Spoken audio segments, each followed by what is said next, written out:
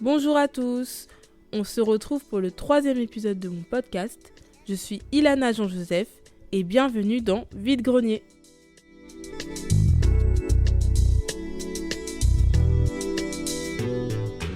Dans cet épisode, on va discuter avec Willan Germoun, qui est youtubeur. Bonjour Willan. Bonjour. Alors on va un peu s'immiscer dans sa vie puisqu'on va parler de comment mêler sa passion avec sa vie privée. Donc en l'occurrence, la passion de Willan, c'est YouTube. Comment tu vas Willan ? Écoute, ça va plutôt bien. Tant mieux. Donc on va commencer par un peu te présenter. J'ai dit que tu étais youtubeur, mais est-ce que tu peux déjà nous dire ce que tu fais dans tes vidéos YouTube, la thématique de tes vidéos, et surtout comment tu as fini dans ces vidéos-là, quoi.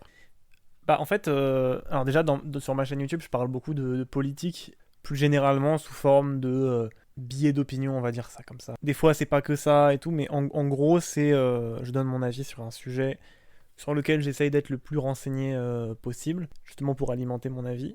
J'ai pas toujours fait ça, en fait, j'ai commencé à faire des vidéos en 2015. À l'époque, je faisais juste parce que ça me plaisait, en fait, genre juste c'était une passion, comme il y en a certains, c'est les jeux vidéo, il y en a certains, c'est lire des livres et tout, moi c'était ça. C'était, je regardais des vidéos YouTube, j'étais en train de découvrir la plateforme, et à un moment, je suis tombé sur Windows Movie Maker, genre c'était la révolution parce que je pouvais faire des cuts, et je me disais, waouh, c'est incroyable. Je savais même pas faire de cuts d'ailleurs, je savais enchaîner les fichiers vidéo et raccourcir les fichiers vidéo. Donc en fait, soit je faisais l'effort je faisais une phrase, j'arrêtais, soit je faisais tout d'un coup, mais du coup c'était genre un plan séquence, quoi, donc c'était vraiment de la merde. Mais je le faisais juste parce que ça me plaisait, quoi. J'aimais bien regarder ça, donc je le refaisais en mode un peu en mode fan, en fait, complètement en mode fan. D'accord. Et donc là, actuellement, tu fais des vidéos politiques, mais je suppose que en étant un petit de 12 ans, tu faisais pas encore de la politique, donc qu'est-ce que tu faisais comme vidéo avant ? Je parlais d'un peu tout, genre ça dépendait vraiment des moments, c'était par phase. Il y a des fois où je regardais des vidéos de jeux vidéo, je me filmais en train de jouer aux jeux vidéo. Je regardais des vidéos de gens qui testaient des produits, je me filmais en train de tester mes produits de merde à 30€ achetés chez Lidl. Ça dépendait complètement de ce que je regardais, ce que j'avais, les passions dans lesquelles j'étais. Moi j'ai toujours eu plein de passions, genre, mais en fait c'était très limité, genre je m'intéresse à un truc, 2 mois après ça me saoule. Mais vu que sur YouTube, tout ce qui m'intéressait, j'arrivais à le transformer en contenu, en fait c'est resté, et j'ai continué à faire des vidéos depuis mes 12 ans, pendant toute mon adolescence et jusqu'à aujourd'hui, quoi. Donc ça fait un petit bout de temps maintenant que tu allies ta vie avec YouTube. Comment tu faisais quand tu avais l'école à l'époque ? L'avantage à l'époque, c'est que j'avais pas de communauté ni rien, donc en fait c'était vraiment c'était quand j'avais le temps, quoi. Donc des fois j'essayais de m'imposer des petits défis de rythme ou quoi, mais la plupart du temps c'était ouais, tranquille, en fait, quand j'ai le temps, quand j'ai envie. Je le faisais, oui, généralement, ouais, le week-end ou alors le soir quand je rentrais. En fait, généralement, j'essayais de m'imposer du rythme, mais quand t'as pas de pression des gens ou quoi, tu le tiens pas, en fait.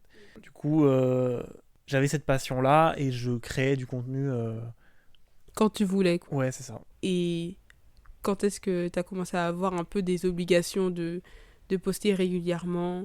En fait, ça a commencé à partir du moment où j'ai essayé de publier. Il y a un moment où je me souviens, je mettais les vidéos en non répertorié sur YouTube. Et du coup, je m'imposais quand même un rythme à ce moment-là. Et c'est là que c'était le rythme le plus intenable d'ailleurs. Parce que j'essayais de faire des vidéos les plus denses possibles, avec le plus d'infos possible. Et comme j'avais peu de retours sur mon travail, en fait, je me disais qu'en en faisant le plus possible, mes vidéos allaient être le plus intéressantes possible. Le plus possible, tu veux dire que c'est tous les jours ? Alors, en fait, à l'époque, mon challenge, c'était de faire une vidéo par semaine. Mais c'était des vidéos où c'était un peu de la branlette, genre je les faisais, mais beaucoup trop compliqué pour ce que c'était. Genre je faisais des montages hyper galères, je mettais des inserts d'images toutes les demi-secondes pendant 30 minutes. Je faisais des vidéos sur des sujets hyper sérieux, incompréhensibles, c'était de la philosophie, c'était archi cryptique. C'était complètement nul d'ailleurs. Et du coup, ça fait que, en fait, je mettais plein d'énergie dans des trucs qui ont aucun intérêt. Enfin, ça sert à rien de faire ça, en vrai, si tu veux faire une bonne vidéo. Donc je mettais toute cette énergie là-dedans, mais pourtant, du coup, ça me prenait énormément de temps. Et je me souviens qu'à l'époque, je me disais, il me faut, pour faire une bonne vidéo, que je travaille dessus 30 à 40 heures. Et j'essayais d'en faire toutes les semaines. Alors, j'ai pas tenu le rythme longtemps, évidemment. Mais c'est la première fois où vraiment, je m'imposais cette pression, où je me disais, il faut là que toutes les semaines, j'ai une vidéo qui soit prête. Et actuellement, pour tes vidéos que tu sors du coup tous les mois, c'est combien de temps de montage pour une seule vidéo? Honnêtement, c'est compliqué. Je saurais pas dire. Après, ça dépend des vidéos. Je pense que ça prend à peu près ça. À peu près 30 à 40 heures. Mais tu vois, là, le changement, c'est qu'avant, j'avais quand même des heures de cours abusées. Enfin, j'étais au lycée, hein, là, de ce dont je parlais. Donc j'avais plein d'heures de cours, j'avais plein de devoirs. Mon lycée, il était à 1 heure de chez moi, donc voilà, et j'avais pas toujours des bus pour rentrer, donc des fois, je restais bloqué. Et maintenant, j'ai, pour le même nombre d'heures, un rythme qui est 4 fois inférieur. En fait, ce qui a vraiment changé aussi, c'est que c'est plus toute ma vie, quoi. À partir de quel moment t'as commencé un peu à penser comme ça? Je pense que c'était à peu près dans les années à l'université, parce que c'est un moment où ta vie elle change, et je me disais, bah, j'ai d'autres trucs en fait. Ton regard a changé par rapport, on va dire, au Willan Petit. Comment tu fais maintenant pour allier tout ce travail que tu fais sur tes vidéos, donc tous ces 40 heures de montage, avec ta vie en général? Parce que qu'est-ce que tu fais je t'ai même pas demandé en fait, qu'est-ce que tu fais en dehors de tes vidéos? Alors, je suis étudiant en journalisme. Donc là, je suis en Master 2 et je suis en alternance. C'est vrai que c'est dur des fois de gérer deux passions en même temps. Deux Autant, passions, du coup, la première c'est les vidéos, la deuxième. la deuxième, c'est mon métier en fait. C'est un métier dans lequel tu as envie de t'investir quand tu es journaliste. Et de toute façon, si tu t'investis pas, il n'y a pas de travail. Enfin, c'est vraiment. Mais du coup, ça fait que tu as deux trucs qui sont vraiment dévorants. Et c'est compliqué de trouver un entre-deux. En fait, là où c'était le plus chaud, c'était en Master 1.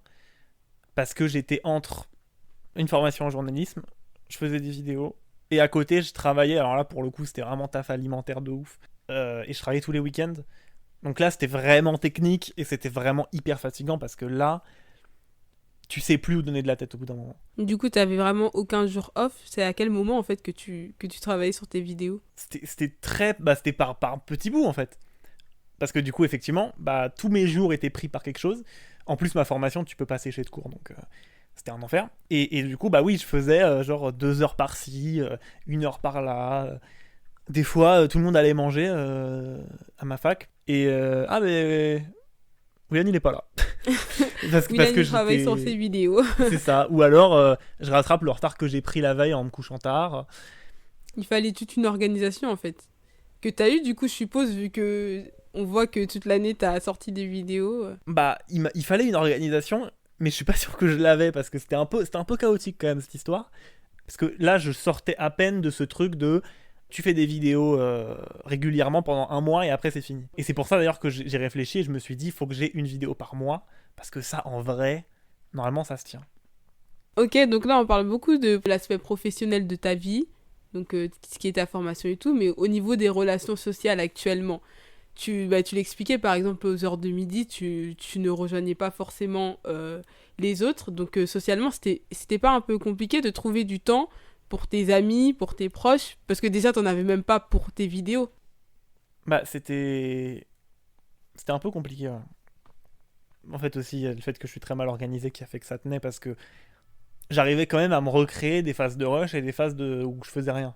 Parce qu'en fait, quand t'es dans le piège de la procrastination, c'est fini. Des fois, je faisais rien pendant 2 semaines sur le mois. Et du coup, je rush et je cours partout et tout. Et quand ça sort, c'est tellement un soulagement. Bah, tu refais la même erreur en fait. Ouais, du coup tu te reposes Tu te pendant reposes pendant 2 semaines. Et du et coup, ça c'est une reprend. boucle. Mais du coup, pendant ces 2 semaines-là, j'avais vraiment du temps pour les gens.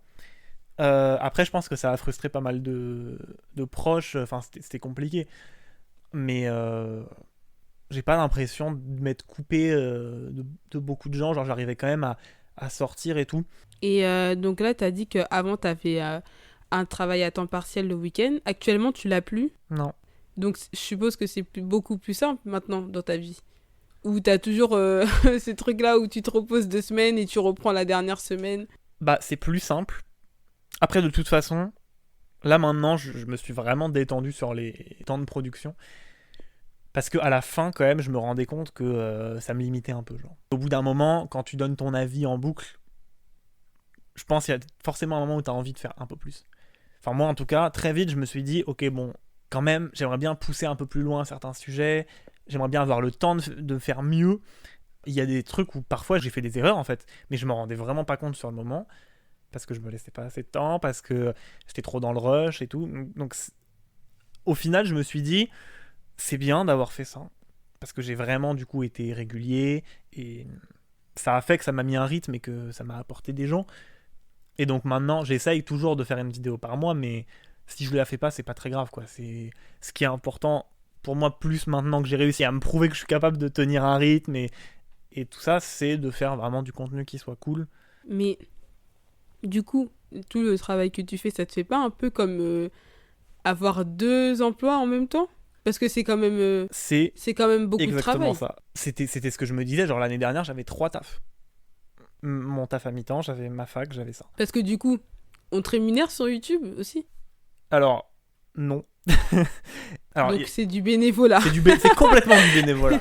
Parce que déjà, j'utilise des musiques pas libres de droit et pendant très longtemps, j'avais juste pas accès au programme partenaire.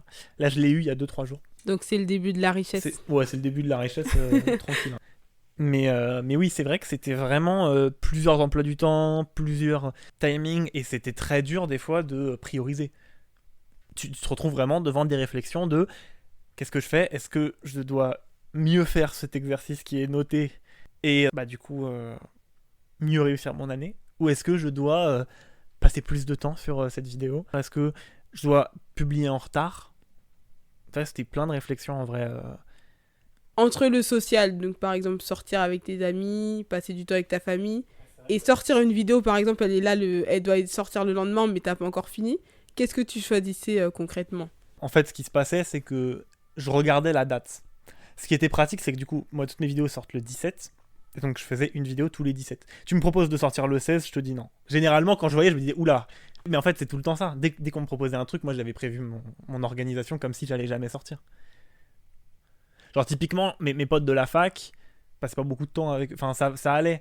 J'étais devenu un peu le mec mal poli qui se barre en courant. Genre, mes cours ils se finissaient à 16h, j'avais un train à 16h15. T'inquiète pas que je le ratais pas le train à 16h15. Tu vois. Parce que ça, typiquement, c'est du temps que je considérais comme perdu. Là où je me sentais un peu plus forcé d'accepter des trucs, c'est des potes que je voyais moins. Je me disais, vas-y, déjà j'ai envie de voir cette personne, et je me dis, si pendant un an je parle plus à aucun de mes anciens potes, je vais juste les perdre. Et j'ai pas envie de perdre mes potes juste parce que j'ai envie de parler de Eric Zemmour. C'est un peu chiant. Est-ce que t'as déjà eu un moment où t'as pas pu voir ta famille pendant beaucoup de temps, justement à cause du fait que tu sois trop chargé entre tes vidéos, ton travail, ton école Des fois, le samedi, je finissais à 16h, j'y allais, j'avais un peu de temps, mais je prenais mon ordi. Ils vont se coucher un peu tôt, genre vers 22, 23h, bon, je bosse pendant 1 heure ou 2. Dans ces moments-là, quand même, j'étais pas le mec associable qui allait dans sa chambre et qui pianotait. C'était juste quand il y avait du temps, s'il y avait l'occasion, comme ça je pouvais travailler. Parce qu'il n'y a rien de pire, vraiment, dans ce genre de situation, quand t'es en retard, que d'être là. T'es là, tu sens que tu perds ton temps. Ça n'apporte rien à personne ce que tu fais. C'est pas genre tu passes du temps. Je suis pas en train de dire que je perdais du temps à passer du temps avec les gens. C'est genre, t'es là, les autres ils font d'autres trucs. T'es tout seul. Et t'es sur TikTok parce que t'as rien à faire en fait. J'ai pas mon ordi, je peux pas avancer. Ça c'est le truc le plus. Ça me rendait ouf. Moi, je pense que passer du temps avec une personne, ce n'est pas forcément discuter avec elle. Tu peux discuter avec elle, mais au bout d'un moment, quand vous avez plus rien à dire, juste être dans la même pièce que la personne, c'est aussi passer du temps avec la personne. Enfin, de mon point de vue, en tout cas. Je me dis que s'il y a un temps mort où la personne, je sais pas, elle fait son truc et moi, je suis là toute seule, je fais rien, je préfère ne rien faire. Comme ça, la personne, si elle veut me parler, à tout moment, elle me parle. Plutôt que d'être à fond dans mon travail et la personne, du coup, se dit, ah, je vais pas la déranger, je veux pas lui parler. Tant pis, on va pas passer de temps ensemble. Parce que moi, je suis de ce genre de personne. En fait, si la personne travaille devant moi, je vais pas interagir avec cette personne pour ne pas la déranger. Après, moi, ce que je faisais, c'est justement, je me mettais, quand j'allais chez mes parents, je prenais mon ordi, je me mettais genre dans le salon, au milieu de tout le monde. Et je travaillais comme ça, si ma mère elle veut me parler, si mon père il veut me parler, je suis là et j'entends quand même. Parce que quelle différence entre tu travailles sur ton ordi et t'es sur Twitter? T'as la même distraction en fait. T'es C'est vrai, concentré mais sur un autre truc. c'est vrai que c'est pas perçu de la même manière. Parce que vraiment, l'ordinateur, on l'associe au travail, alors que le portable, on l'associe un peu au divertissement, en général. Bon, après, des fois, quand même, ma mère elle me disait, ouais, lâche ton ordi. Mais sinon, généralement, ça va quoi. Aussi, ils comprennent que c'est temporaire, que quand même je viens, tu vois ce que je veux dire? Tu vois, le simple fait de venir, quand on mange, je suis là, on discute quand même, hein. Et des fois, je sors pas du tout mon ordi. Et puis au pire, si vraiment j'ai quasiment pas de temps, je leur dis à mes proches, et généralement ils comprennent. Genre, même si je suis là, des fois je suis là, on parle 1 heure, et puis le reste du temps, voilà. Mais c'est 1 heure quand même. C'est 1 heure où tu passes du temps avant genre, j'ai mon mémoire à rendre, j'ai 36 000 trucs à faire, voilà. Ton appartement, c'est vraiment ton lieu de travail où tu rentres, tu travailles, tu vas te coucher, le lendemain tu vas à l'école et tout, et après tu rentres encore et tu travailles. C'est vraiment ça ton quotidien? Bah, en fait, je me surprends maintenant que je suis moins dans ça, à me rendre compte que mon cerveau il fonctionnait par cases. Genre, dès que j'ai un temps libre qui se libère, oh, plus de temps pour faire un truc. Tu vois, genre quand je finis plus tôt, j'ai ce réflexe de me dire, là je peux faire plus de trucs, qu'est-ce que je peux faire de ce temps-là? Mon premier réflexe quand je gagne du temps, c'est de courir, c'est très bizarre. Je me souviens quand j'étais en stage au Nouvel Obs, il y a une fois ils m'ont libéré 1 heure avant. Je me dis putain, et je me suis mis à courir vers le métro pour rentrer chez moi. Tu sais, t'es là, tu cours partout, et après je me dis, mais si je prenais juste ce temps pour rien faire, quoi. C'est bien de prendre ces moments justement pour se reposer et pas forcément pour travailler, pour avancer sur ses projets, parce que ben, sans le repos, on n'est pas du tout productif. Et c'est ce que me disent souvent mes parents. Et ça, c'est un truc que j'ai compris vraiment que récemment, que si on dormait pas, on n'était pas productif. Ce qui fait que maintenant, tous les jours, je me couche à 21h30. Comme ça, le lendemain, je suis en pleine forme.